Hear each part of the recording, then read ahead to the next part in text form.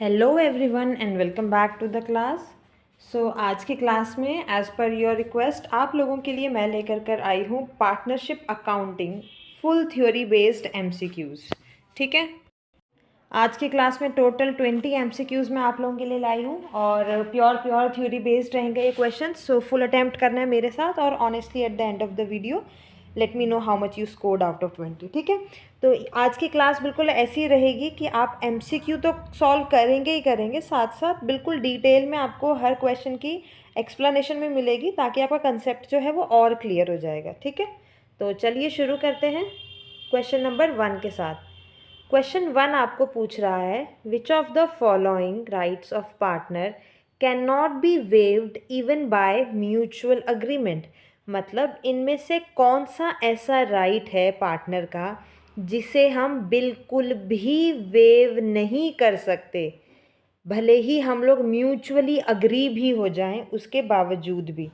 देखो, partnership form में partners के कुछ राइट्स होते हैं, इनमें से कुछ राइट्स ऐसे होते हैं जो आपस में वो अग्रीमेंट कर लेते हैं तो उस राइट्स को वो लोग चेंज कर सकते हैं, परंतु कुछ ऐसे भी राइट्स होते हैं इतने बेसिक होते हैं कि उनको कोई भी पार्टनरशिप डीड में से हटा नहीं सकता है। ठीक है, तो पार्टनरशिप एक्ट 1932 के according there are certain rights that are absolute rights. मतलब चाहे सब पार्टनर्स मिलके भी एग्रीमेंट बना ले फिर भी उन राइट्स को वेव नहीं कर सकते। अब ज़रा सारे ऑप्शंस को हम लोग एक एक करके डिस्कस करते हैं। ऑप्शन ए में बोला है राइट टू शेयर प्रॉफिट। देखो, प्रॉफिट शेयर करना पार्टनरशिप का मेन ऑब्जेक्टिव है, लेकिन प्रॉफिट शेयरिंग रेशियो डीड के थ्रू चेंज हो सकता है। पार्टनर्स डिसाइड कर सकते हैं कौन कितना प्रॉफिट लेगा, इक्वल भी हो सकता है, इवन लॉस भी शेयर होता है, इसलिए ये राइट अग्रीमेंट से मॉडिफाई हो सकता है। So this is not the correct answer. Option B आपको बोल रहा है राइट टू इंस्पेक्ट बुक्स। ये सबसे बड़ा, सबसे इम्पॉर्टेंट और नॉन वेवेबल राइट है। This is the correct answer. अब समझो, पार्टनरशिप एक्ट क्लियरली बोलता है कि every partner has the right to inspect and copy the books of account of the firm. चाहे पार्टनरशिप डीड में लिख दो कि पार्टनर एक्स बुक नहीं देख सकता, फिर भी वो क्लॉज इनवैलिड होगा, क्योंकि ट्रांसपेरेंसी ज़रूरी है। म्यूचुअल ट्रस्ट पार्टनरशिप का बेस होता है, इस राइट को कभी भी वेव नहीं किया जा सकता है। ठीक है, सो correct answer is option B, but still we will discuss ये ऑप्शन सी एज वेल। ठीक है, ताकि और क्लैरिटी हमें मिले। सी में बोल रहे हैं right to take part in management. So this is wrong. Let us understand why it is wrong. Normally हर पार्टनर को मैनेजमेंट में पार्ट लेने का राइट होता है, लेकिन पार्टनर्स अग्रीमेंट के थ्रू किसी पार्टनर को स्लीपिंग पार्टनर बना सकते हैं या सिर्फ इन्वेस्टर बना सकते हैं। इसका मतलब ये राइट एग्रीमेंट से रिस्ट्रिक्ट हो जाता है। So this is also not correct answer. फिर है right to interest on capital. देखो, इंटरेस्ट ऑन कैपिटल तो सिर्फ तब मिलता है जब डीड में मेंशन हो। अगर डीड साइलेंट है तो no interest on capital will be provided. So it is clearly waivable और कंडीशनल राइट है ये। ठीक है, तो correct answer will be option number B. Now question number 2, इसमें आपको पूछ रहे हैं if a partner carries on competing business without consent the firm can do what. मतलब अगर कोई पार्टनर बिना कंसेंट के भी बिजनेस को कैरी ऑन कर रहा है तो फर्म क्या क्या कर सकता है। देखो, पार्टनरशिप का बेस अभी मैंने आपको बताया क्या होता है, म्यूचुअल ट्रस्ट होता है और लॉयल्टी होता है। इसलिए लॉ बोलता है कि कोई भी पार्टनर अपनी फर्म के खिलाफ कंपटीशन नहीं करेगा जब तक बाकी पार्टनर्स की परमिशन या कंसेंट ना हो। ये रूल कहाँ लिखा है? पार्टनरशिप एक्ट 1932 के सेक्शन नंबर 16B में ये दिया गया है। ठीक है, अब ऑप्शंस को डिस्कस करते हैं। सबसे पहले बोला है एक्सपेल द पार्टनर। देखो, पार्टनर को एक्सपेल करना इतना सिंपल नहीं होता।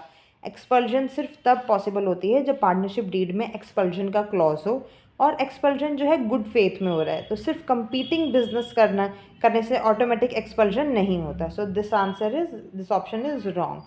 फिर बोला है claims profit earn from such business. So this is the correct answer. ये एग्जैक्टली वही राइट है जो लॉ फर्म को देता है। लॉ क्लियरली बोलता है कि if a partner carries on a competing business without consent तो he must account for and pay to the firm all the profits made from such businesses. मतलब पार्टनर अपना personal profit रख नहीं सकता, वो प्रॉफिट फर्म का profit माना जाएगा। ये एक पेनल्टी टाइप प्रोविजन है ताकि पार्टनर अनफेयर एडवांटेज ना ले सके और फ्यूचर में कोई ऐसा स्टेप ना ले, तो इसलिए option B is the correct answer.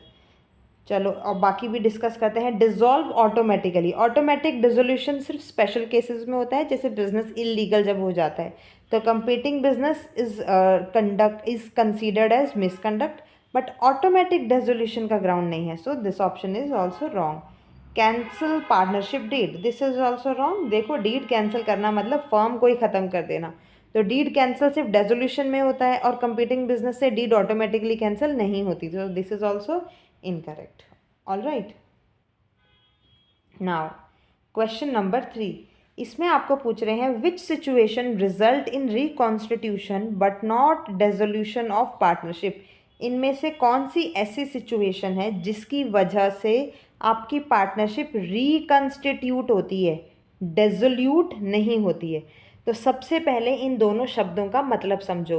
Reconstitution का मतलब होता है फर्म चलती रहती है, सिर्फ पार्टनर्स या प्रॉफिट शेयरिंग रेशो चेंज होता है, और डेजोल्यूशन का मतलब होता है फर्म ही ख़त्म और बिजनेस बंद। ठीक है, अब ऑप्शंस देखते हैं हम।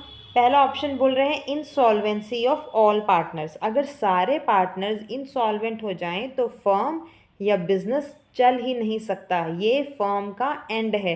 डेजोल्यूशन होती है, not reconstitution, so this is not a correct answer क्योंकि क्वेश्चन में आपको रिकॉन्स्टिट्यूशन पूछ रहे हैं।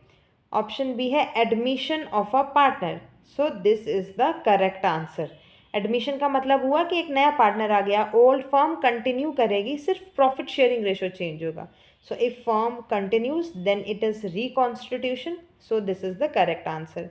Late us discuss option C also. ये बोल रहा है बिजनेस बिकम्स इलीगल, तो बिजनेस इलीगल बन रहा है, जैसे गवर्नमेंट ने किसी बिजनेस को बैन कर दिया, इलीगल बिजनेस चल ही नहीं सकता, तो ये तो कंपल्सरी डेजोल्यूशन हो गया ना, तो दिस इज ऑल्सो रॉन्ग।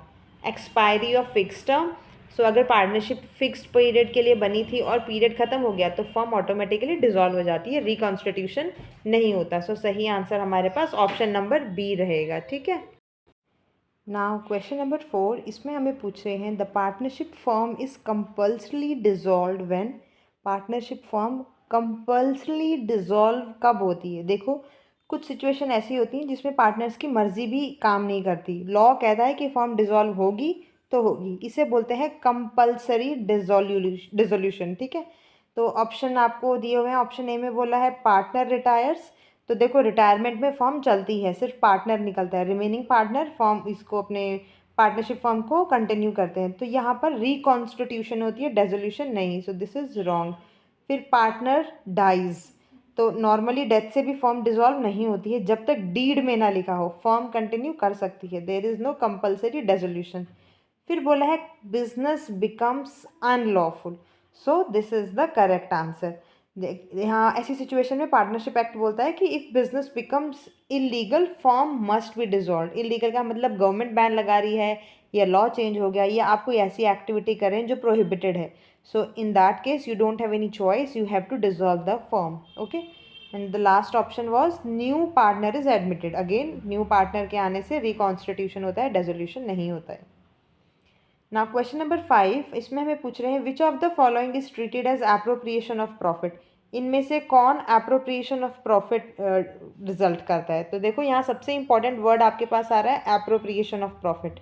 इसका मतलब क्या होता है? प्रॉफिट कमाने के बाद प्रॉफिट को पार्टनर में डिस्ट्रीब्यूट करना, ये एक्सपेंस नहीं होता, ये प्रॉफिट का डिस्ट्रीब्यूशन होता है, इसे कहते हैं एप्रोप्रिएशन ऑफ प्रॉफिट। तो पहला ऑप्शन आपको बोल रहा है interest on partners loan, so partner का लोन एक्सटर्नल लायबिलिटी जैसा होता है, interest on loan is charged against profit, profit हो या लॉस हो इंटरेस्ट आपको देना ही पड़ेगा, सो it is not an appropriation. फिर आपको बोला है मैनेजर सैलरी, मैनेजर एम्प्लॉई होता है, सैलरी तो बिजनेस का एक्सपेंस है, ये प्रॉफिट से पहले डिडक्ट होती है, so this is also wrong. फिर आपके पास आता है partners commission, so this is correct answer. Partner कोई एम्प्लॉई नहीं होता, कमीशन पार्टनर को प्रॉफिट में से मिलती है, प्रॉफिट के बाद डिस्ट्रीब्यूट होती है, इसलिए ये एप्रोप्रिएशन ऑफ प्रॉफिट है एंड करेक्ट आंसर है। बाकी रेंट पेड फॉर ऑफिस जो है, ये क्या है? रेंट आप पे कर रहे हो ऑफिस के लिए, ये आपका एक नॉर्मल बिजनेस एक्सपेंस है और प्रॉफिट से पहले डिडक्ट होता है, तो there is not appropriation in this, ठीक है। सो correct answer will be option number C. Now question number 6 में आपको पूछ रहे हैं, in the absence of partnership deed interest on partners loan is allowed at what. देखो पार्टनरशिप में loan by partner और कैपिटल बाय पार्टनर ये दोनों अलग अलग चीज़ें होती हैं, यहीं पर मैक्सिमम बच्चे कंफ्यूज हो जाते हैं। आपने इसका सही आंसर है option number A, 6% per annum. Partnership act clearly बोलता है कि interest on partner loan is allowed at 6% per annum even if the deed is silent, ठीक है। आपने याद रखना है, लोन पे 6% मिल ही जाएगा, इंटरेस्ट जो है वो चार्ज होगा ही होगा, भले ही डीड ने बोला या नहीं बोला है, ठीक है। पर कैपिटल के केस में इंटरेस्ट ऑन कैपिटल नहीं मिलेगा अगर डीड साइलेंट भी हो। अगर जब डीड साइलेंट हो, जब बोला गया है कि डीड में इतना मिलेगा तब उतना मिलेगा, अदरवाइज, ठीक है। नाउ क्वेश्चन नंबर 7, इसमें हमें बोल रहे हैं which of the following is credited to revaluation account. इनमें से कौन सा रिवैल्यूएशन अकाउंट में क्रेडिट होता है। देखो पहले ये बताओ कि रिवैल्यूएशन अकाउंट बनता कब है। ये बनता है आपका एडमिशन, रिटायरमेंट और डेथ में। इसका मकसद क्या होता है, एसेट्स एंड लायबिलिटीज़ को करंट वैल्यू पे लेकर कर आना। अब रिवैल्यूएशन का रूल क्या होता है, देखो रिवैल्यूएशन अकाउंट कैसे बनता है। ये आपके पास रिवैल्यूएशन अकाउंट है, जब आपकी कोई एसेट डिक्रीज होती है तो डेबिट, एसेट इंक्रीज होती है तो क्रेडिट। अगर आपकी लायबिलिटी इंक्रीज होती है तो डेबिट, अगर लायबिलिटी आपकी डिक्रीज होती है तो क्रेडिट, ठीक है। ये उसका रूल होता है। अब ऑप्शंस में से देख लो, ऑप्शन ए में बोला increase in the value of credited पूछा गया है, तो ये साइड देखना है, increase in the value of asset, yes. अगर एसेट इंक्रीज हो रही है तो इस तरफ आएगा क्रेडिट साइड में, सो this will be the correct answer, ठीक है। नाउ क्वेश्चन नंबर 8 में आपको पूछ रहे हैं hidden goodwill arises when. Hidden goodwill का मतलब क्या होता है। देखो गुडविल एग्जिस्ट कर रही है लेकिन बुक्स में दिख नहीं रही है, तो मोस्टली एडमिशन ऑफ पार्टनर के टाइम में ऐसा होता है। तो ऑप्शन ए में बोला है capital accounts are adjusted. Capital adjustment से गुडविल का कोई डायरेक्ट रिलेशन नहीं है, so this is wrong.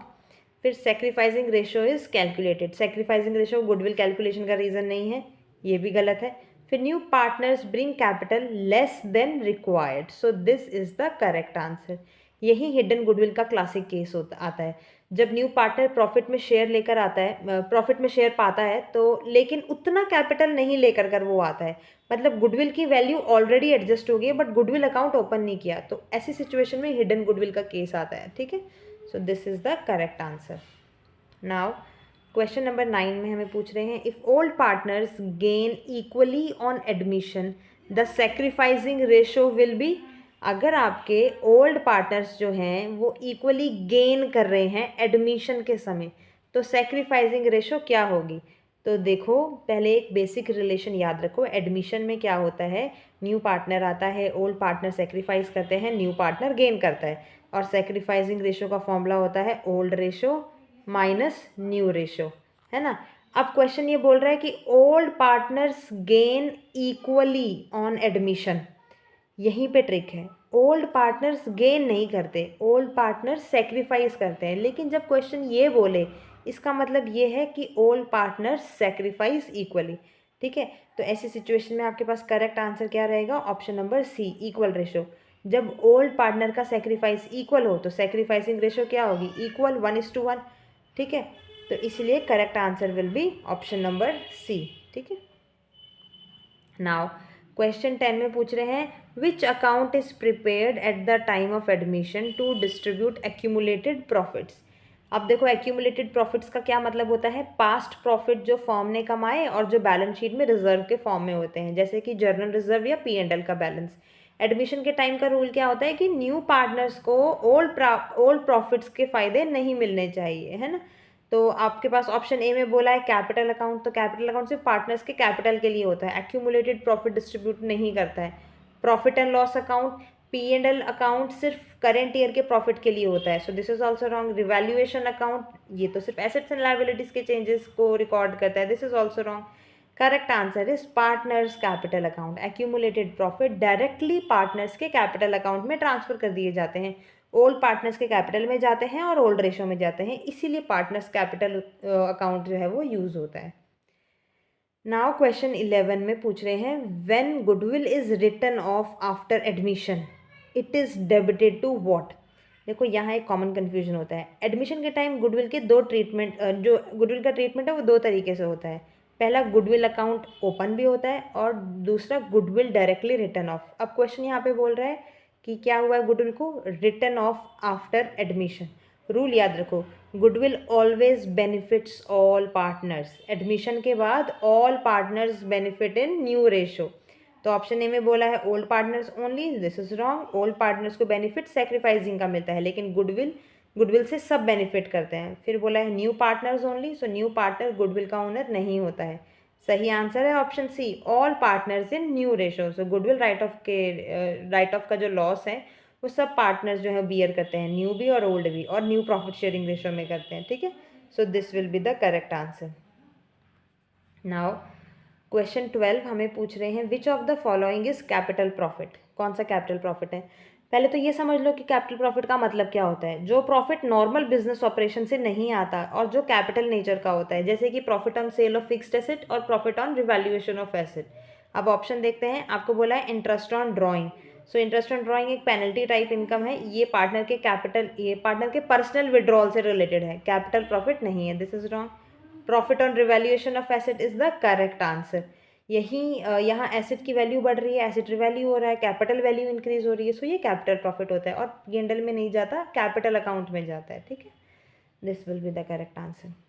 Now 13th question में पूछ रहे हैं in case of retirement goodwill is credited to what. अब देखो रिटायरमेंट का जरा सीन समझो। एक पार्टनर फर्म छोड़ के जा रहा है, रिमेनिंग पार्टनर फर्म को कंटिन्यू कर रहे हैं, रिमेनिंग पार्टनर गेन कर रहे हैं रिटायरिंग पार्टनर के शेयर को, इसीलिए गेनिंग रेशो जो है वो कैलकुलेट होती है। ठीक है, तो रूल आपने याद रखना है, goodwill is credited to retiring partner and amount is borne by the remaining partner in which ratio, gaining ratio. So सही आंसर क्या रहेगा आपके पास? Option number D, retiring partner in gaining ratio. यही मोस्ट एक्यूरेट एग्जाम लैंग्वेज भी है। Retiring partner का capital credit होता है और अमाउंट कैलकुलेट होता है गेनिंग रेशो से। ठीक है, now 14th question, gaining ratio is calculated at the time of. अब रेशो का कंसेप्ट समझो। सेक्रीफाइसिंग रेशो जो होती है आपकी वो होती है एडमिशन के वक्त, और जो गेनिंग रेशो होती है वो होती है आपके रिटायरमेंट और डेथ के वक्त। क्यों? क्योंकि एडमिशन में ओल्ड पार्टनर सेक्रीफाइस करते हैं और रिटायरमेंट में रिमेनिंग पार्टनर गेन करते हैं, इसलिए सही आंसर क्या रहेगा? Option number B, retirement. ठीक है, रिटायरमेंट में रिमेनिंग पार्टनर गेन कर रहे हैं इसलिए गेनिंग रेशो यूज होएगी उसमें। ओके, नाउ 15th क्वेश्चन में पूछ रहे हैं if gaining ratio is not given on retirement it is assume to be what. देखो रिटायरमेंट के टाइम एक पार्टनर जा रहा है और जो बचे हुए पार्टनर है वो उसके शेयर को गेन कर रहे हैं। गेनिंग रेशो बताता है रिमेनिंग पार्टनर को किस रेशो में रिटायर होने वाले पार्टनर को शेयर लेके जा रहा है। ठीक है, अब देखो मुद्दा ये आ रहा है कि अगर गेनिंग रेशो दिया ही नहीं हो तो फिर क्या होगा। If nothing is mentioned gaining is assume to be in old ratio, मतलब जो रेशो पहले शेयर कर रहे थे वो लोग उसी रेशो में वो एक्स्ट्रा शेयर को भी ले लेंगे। तो correct answer will be old ratio. इसी को ही हम लोग गेनिंग रेशो कंसीडर कर लेते हैं अगर न्यू रेशो ये गेनिंग रेशो आपको नहीं गिवन है। ठीक है, now 16th question, which account is not affected by retirement of partner. Partner के रिटायर होने से इनमें से कौन से अकाउंट का अफेक्ट नहीं होता? रिटायरमेंट में क्या है, फर्म कंटिन्यू कर रही है, एक पार्टनर निकल रहा है, तो ऑप्शन ए में बोला है आपको कैपिटल अकाउंट। रिटायरिंग पार्टनर का कैपिटल एडजस्ट होता है, रिमेनिंग पार्टनर का कैपिटल भी चेंज होता है, तो ये तो अफेक्ट होता है, दिस इज नॉट करेक्ट। फिर बोला है revaluation account. So revaluation account asset and liabilities revalue हो रही है, P&L डिस्ट्रीब्यूट हो रहा है, सो ये भी तो अफेक्ट हो ही रहा है, this is also correct answer. I mean this is also affected. Correct answer is option number C, realization account. Realization account सिर्फ डेजोल्यूशन के टाइम पे बनता है, रिटायरमेंट में फर्म डिजॉल्व नहीं होती, बिजनेस कंटिन्यू करती है, इसलिए रियलाइजेशन अकाउंट नहीं बनता। So correct answer will be option number C. Okay, now 17th में आपको पूछ रहे हैं if a partner dies goodwill is adjusted in. Death of partner और रिटायरमेंट ऑलमोस्ट सेम होता है। पार्टनर चला जाता है, रिमेनिंग पार्टनर फर्म कंटिन्यू करते हैं, रिमेनिंग पार्टनर गेन करते हैं डिसीज्ड पार्टनर के शेयर को। तो डेथ और रिटायरमेंट दोनों में मैंने जैसे आपको बताया गेनिंग रेशो ही होती है। ठीक है, तो option C will be the correct answer. Remaining partner ये गेनिंग रेशो में उसको गेन करते हैं उसके शेयर को। नाउ क्वेश्चन नंबर 18 हमें पूछ रहे हैं executors account is prepared when. देखो एग्जीक्यूटर का मतलब होता है डेड पार्टनर का लीगल रिप्रेजेंटेटिव। जब कोई पार्टनर उसकी डेथ हो जाती है तो उसके साथ अकाउंट सेटल डायरेक्टली नहीं हो सकते हैं ना, जाहिर सी बात है। बल्कि एक एग्जीक्यूटर के थ्रू होते हैं। तो इसके लिए हम एक स्पेशल अकाउंट बनाते हैं, उसे हम बोलते हैं एग्जीक्यूटर अकाउंट। ठीक है, वो उसका लीगल रिप्रेजेंटेटिव होता है। तो answer, correct answer will be option number C. ठीक है, नाउ क्वेश्चन नंबर 19, इसमें पूछ रहे हैं which of the following is transferred to realization account. इनमें से किसको रियलाइजेशन अकाउंट में हम ट्रांसफ़र करते हैं। तो रियलाइजेशन कब बनता है, सिर्फ डेजोल्यूशन के टाइम, क्योंकि हमें सारी एसेट्स को बेचना है, लायबिलिटीज़ को पे करना है, प्रॉफिट या लॉस कैलकुलेट करना है। अब रियलाइजेशन अकाउंट में सारी एसेट्स ट्रांसफ़र होती हैं और जितनी भी एक्सटर्नल लायबिलिटीज़ हैं वो सब ट्रांसफ़र होती हैं। कैपिटल आइटम्स जो होती हैं वो नॉन ट्रांसफरेबल होती हैं। ठीक है, तो सही आंसर आपके पास यहाँ पर ऑप्शन नंबर सी रहेगा, अनरिकॉर्डेड एसेट। आपको पूछा है ना कि रियलाइजेशन में हम किसको ट्रांसफ़र करते हैं, तो हम अनरिकॉर्डेड एसेट्स को करते हैं। एसेट्स बुक में रिकॉर्ड नहीं और लेकिन डेजोल्यूशन के टाइम जो मिल जा रही हैं तो वो एसेट है और रियलाइजेशन अकाउंट में आएंगी। So this will be the correct answer. Now the last question of today's lecture is loss on realization is finally transferred to. देखो, रियलाइजेशन अकाउंट का लास्ट स्टेप क्या होता है, प्रॉफिट या लॉस निकालना, प्रॉफिट या लॉस निकालना और उसको पार्टनर्स में डिस्ट्रीब्यूट कर देना। पर किस रेशो में ट्रांसफ़र करना।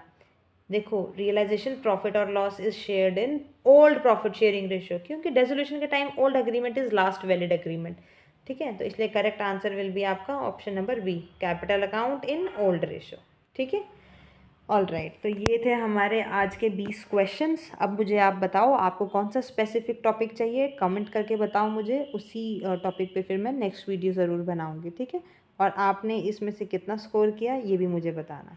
Till then, take care and happy learning.